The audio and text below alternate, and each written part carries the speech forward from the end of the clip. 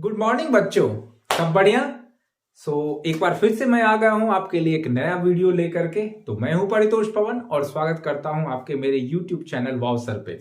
तो आपको याद होगा मैंने एक वीडियो इससे पहले भी डाला था जो कि परसेंटेज पे था, लेकिन वो वीडियो में सारा टॉपिक कंप्लीट नहीं हो पाया। तो मैं आज लेकर के आया हूं आपके लिए दूसरा पार्ट परसेंटेज का। तो शुरू करते हैं आज का वीडियो।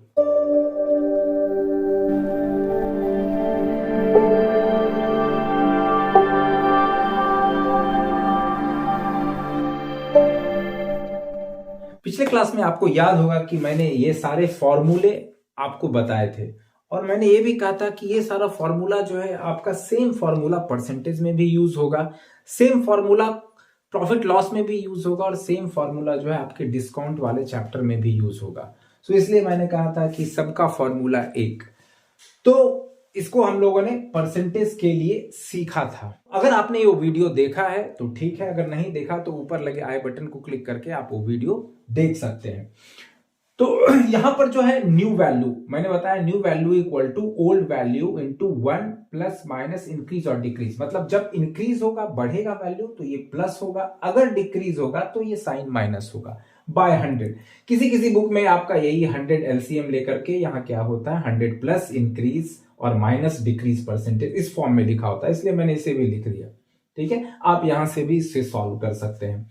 तो मैंने न्यू वैल्यू ओल्ड वैल्यू क्यों लिया, क्योंकि this is applicable for other chapters also. तो पहला जो क्वेश्चन है,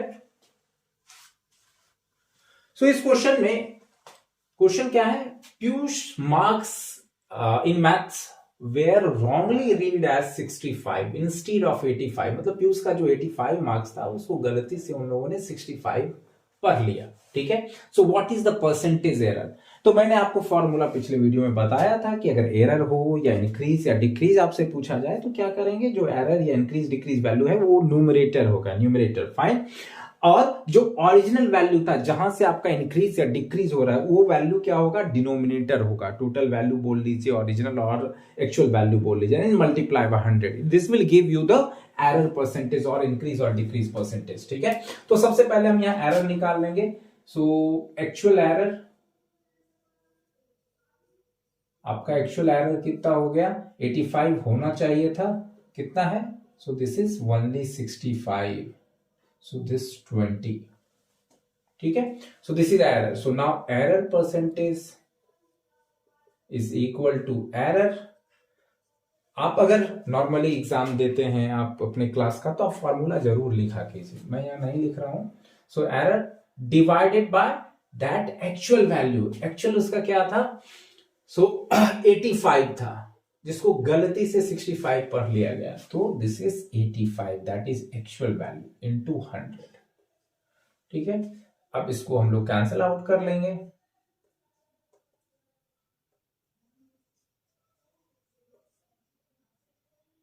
इसी को यार, ठीक है, this is 400 bye 17।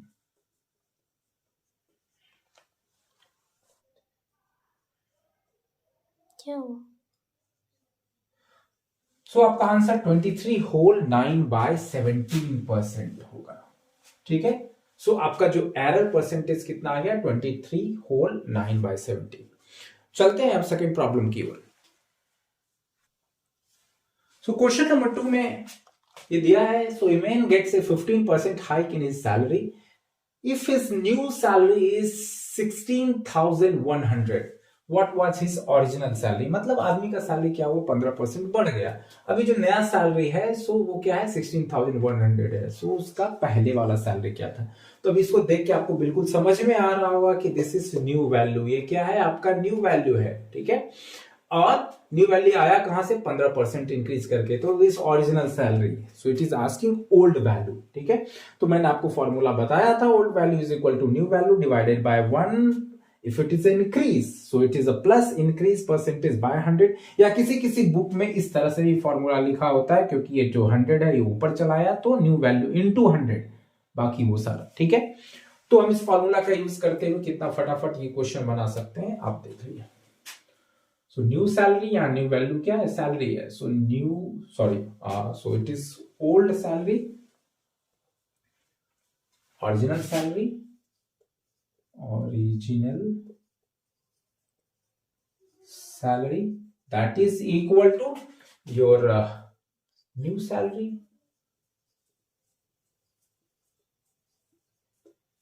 divided by 1 plus it is increase percentage by 100. ठीक है, so my new salary is 16,100 divided by 1 plus 15% increase divided by 100. ठीक है, this is 16100. 100 LCM लेंगे 100 and here 100 will come, so it will be 115. और ये 100 क्या है आपका ऊपर चला जाएगा, या फिर आप इसको अगर ऐसे लिखना चाहें तो ऐसे लिख सकते हैं. नेक्स्ट स्टेप में क्या होगा, this 100 will go on top. ठीक है, so we can cancel it out.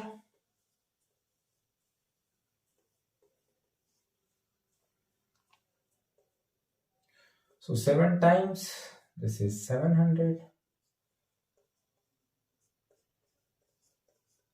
So his old salary was 14,000 rupees.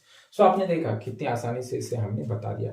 अब आपको अगर याद होगा, आपने मेरा वीडियो देखा होगा, तो एक चीज और मैंने आपको बताया था, ठीक है, कि जहां इंक्रीज है सो 15% इंक्रीज, सो डायरेक्टली हम क्या कर सकते हैं, सो 1 प्लस 15% यहाँ इंक्रीज हो रहा है, so directly we can divide it by 1.15.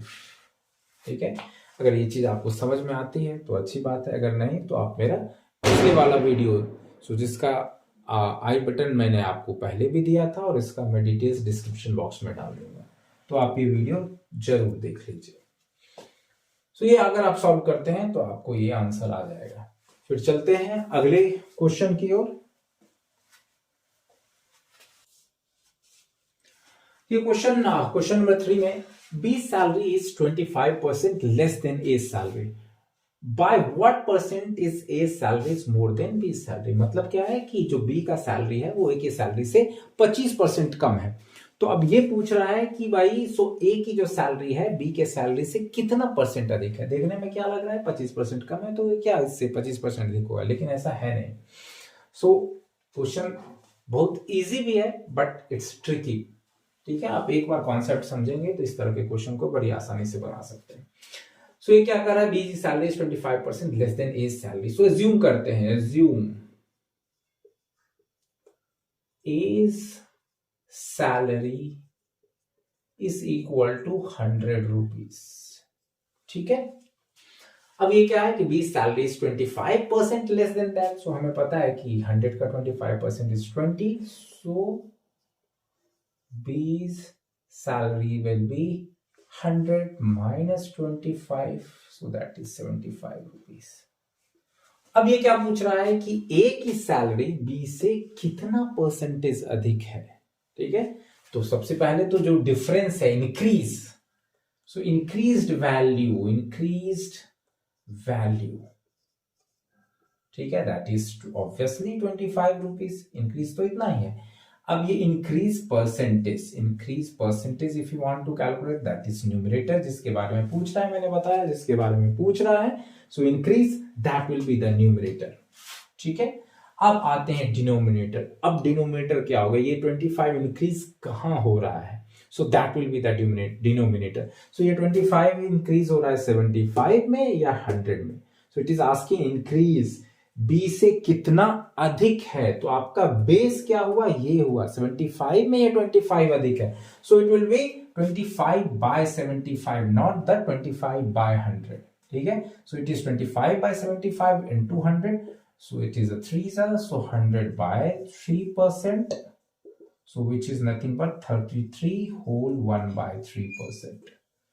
सो हम लोगों ने जो 25% सोचा था, तो देखा आपने कि ये एब्सोल्युटली गलत है. क्यों, क्योंकि आपका यहाँ बेस चेंज हो गया. That increase is on 75 not on 100. तो चलते हैं फिर अगले क्वेश्चन की ओर. क्वेश्चन नंबर 4 में ये कहता है कि a man loses 20% of his money. ठीक है, after spending 25% of the reminder he has 480 rupees left. So what is the amount of money he originally had. मतलब क्या है कि एक आदमी 20% अपना जो मनी है वो लूज कर दिया, आफ्टर स्पेंडिंग 25%, जो बच गया उसका 25% भी जो है वो स्पेंड कर दिया, खर्च कर दिया, ठीक है। उसके बाद क्या है, इसके पास 480 रुपीज बच जाता है। तो एक्चुअली ओरिजिनली उसके पास कितना अमाउंट था, ठीक है। तो इस क्वेश्चन को आप x एज्यूम करके भी बना सकते हैं या 100 एज्यूम करके भी बना सकते हैं। 100 एज्यूम करेंगे तो लास्ट में आपको यूनिटरी मेथड यूज करना पड़ेगा और यहाँ x के लिए आपको इक्वेशन आएगा। तो हम लोग x लेकर के चलते हैं, एज्यूम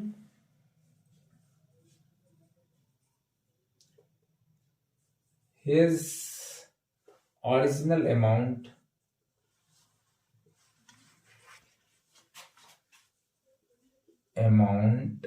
was x, ठीक है। अब इसमें से ये 20% लूज कर दे रहा है। तो मैंने आपको बताया था कि अगर पिछले वीडियो में कि अगर आप 20% लूज करते हैं तो it has to be multiply with 0.8, ठीक है। तो बैलेंस आफ्टर लूजिंग 20%, या तो आप ये कर लें x इंटू 1 माइनस सेम, आपको न्यू वैल्यू चाहिए तो ओल्ड वैल्यू इंटू यहां क्या है वो रिड्यूस हो रहा है, सो 1 माइनस 20/100, ठीक है। या फिर आप अगर कोई कंपटीशन का एग्जाम दे रहे हैं तो डायरेक्टली आप ये कैलकुलेशन कर सकते हैं। सो ये वैल्यू आपको क्या आना है, so this will be 0.8, it will come at 0.5, directly लिख दे रहा हूं। अगर आप चेक करना चाहते हैं तो चेक कर सकते हैं। LCM is 100, 100 minus 20 that will B 80 and 80/100 is again 0.8x। सो यही वैल्यू आने वाला है और ये शॉर्टकट को मैंने आपको पिछले वीडियो में बताया था। So after losing 20% this will be the value. So this is the remaining one. So again he spent 25% from this. So new expenditure that will be equal to 0.8x. Again 25% आपको reduce करना है, या तो आप again reduce करें, ठीक है, और या फिर आप डायरेक्टली ये वैल्यू 25 रिड्यूस करने पे आपको this has to be multiply with 0.75। तो ये आपका क्या वैल्यू आ जाएगा, so that is 6x 0.3 values 3 decimals, so it will be 0.6x। so ये आपका क्या हो गया, so न्यू एक्सपेंडिचर हो गया, ठीक ना। खर्च करने के बाद न्यू आफ्टर न्यू एक्सपेंडिचर, खर्च करने के बाद आपके पास बच कितना रहा है, so this is the value, ठीक ना। So I think this is a remaining after new expenditure, ये क्या होना चाहिए, remaining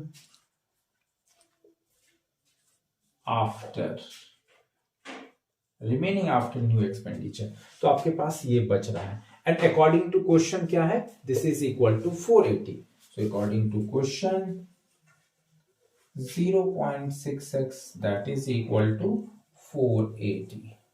So x is equal to 480 divided by 0.6, आप डेसिमल हटाएंगे, ठीक है। सो यहां 10 हो जाएगा, so here it is 80, so he had this 800 rupees। तो देखा आपने, इस कॉन्सेप्ट की मदद से हम लोगों ने बड़ी आसानी से क्वेश्चन बना दिया। अब चलते हैं क्वेश्चन नंबर 5 की ओर। तो क्वेश्चन नंबर 5 में क्या है, so the combined cost of A shirt and a pair of trousers is 1113 rupees. So if the trousers cost 12% more than the shirt, find the cost of shirt, ठीक है। तो यहाँ क्या बोल रहा है कि एक शर्ट और एक ट्राउजर्स का जो कॉस्ट है सो 1113 रुपीज है, और जो ट्राउजर का कॉस्ट है वो शर्ट से 12% अधिक है, तो शर्ट का कॉस्ट बताइए। तो फिर 100, सो इस क्वेश्चन को हम लोग 100 एज्यूम करके बनाते हैं, एक्स से भी बना सकते हैं लाइक लास्ट क्वेश्चन, पर इसको डिफरेंट तरीके से बनाते हैं 100 एज्यूम करके। सो assume cost of cert is equal to 100 rupees. So cost of trousers equal to 25% अधिक, so that will be 12% अधिक, so that will be 112 rupees. ठीक है. So total cost will be 212 rupees. अब मैंने आपको क्या कहा था कि अगर आप 100 यूज करते हैं तो then you has to use unitary method. ठीक है. सो यहाँ यूनिटरी मेथड क्या है कि अगर टोटल कॉस्ट 200 रुपीज है तो सर्ट का कॉस्ट क्या हुआ 100 रुपीज, 212. तो सर्ट का cost 100 rupees. So total cost अगर इतना है तो सर्ट का कॉस्ट क्या होगा. Okay. So since cost total cost है ना, टोटल कॉस्ट लेके चलेंगे. Total cost is 212, then cert is 100 rupees. Cert cost is 100 rupees. Hence total cost is 1, then cert cost is 100 by 212 rupees. Hence total cost is 1113. Okay, sorry. So total cost is 1113 rupees. Then cert cost is 100 by 1000. This 212 into 13.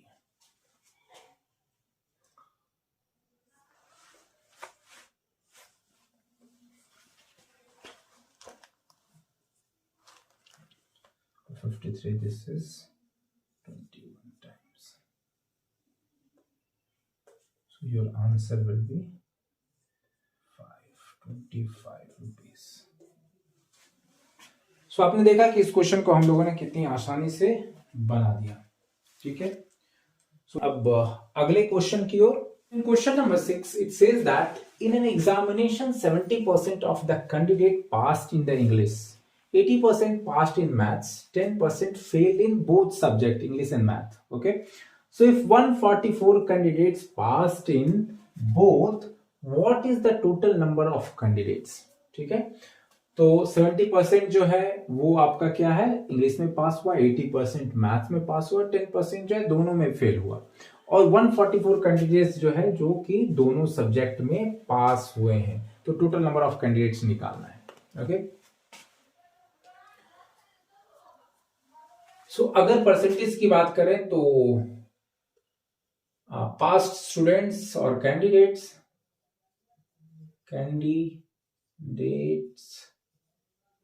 Past in English,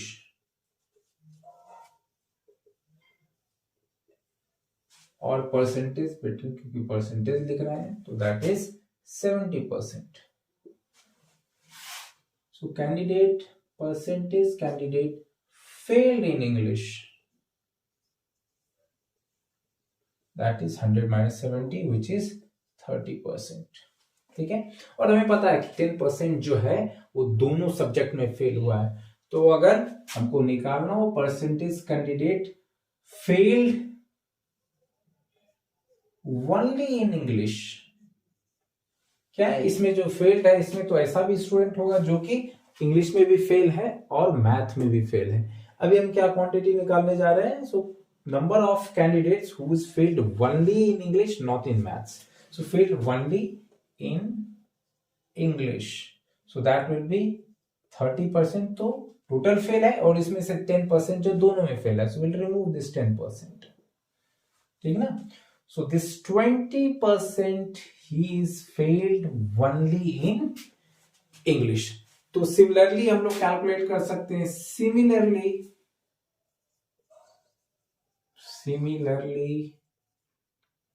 percentage candidate failed only in maths.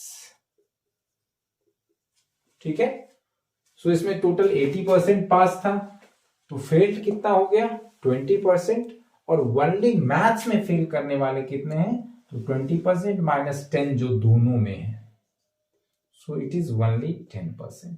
मतलब ये जो 20% है सिर्फ English में fail है, ये 10% जो है सिर्फ मैथ में फेल है, और बाकी का जो 10% है वो दोनों में फेल है। ठीक है, so total number of candidates failed in all subject, और total percentage of candidate who failed overall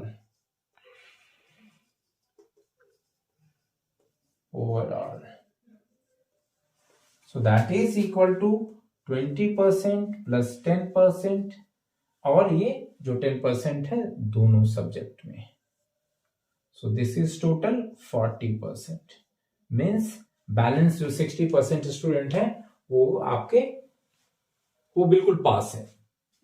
तो past percentage of candidate who passed,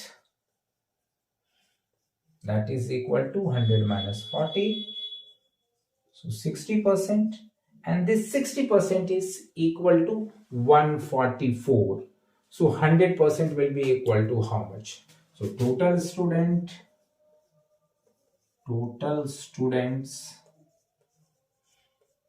that will be equal to 144, this because percentage आपका निकालना है। ठीक है, so 60 is equivalent to 144, so total students or total number of means 100% is equivalent to what?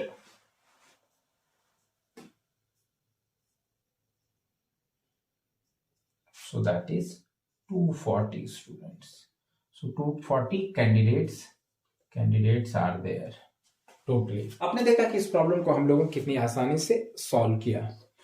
तो इस video में हम लोगों ने एक स्टैंडर्ड क्वेश्चन लिया, बहुत बेसिक क्वेश्चन हम लोगों ने नहीं लिया, क्योंकि इसके बाद मैं फिर से एक अगला वीडियो लाने जा रहा हूं जो कि आपके कॉस्ट प्राइस, सेलिंग प्राइस और प्रॉफिट लॉस पर होगा। ठीक है, और इस वीडियो को मैं यहीं खत्म करता हूं और मिलते हैं अगले वीडियो में। जय हिंद, जय भारत।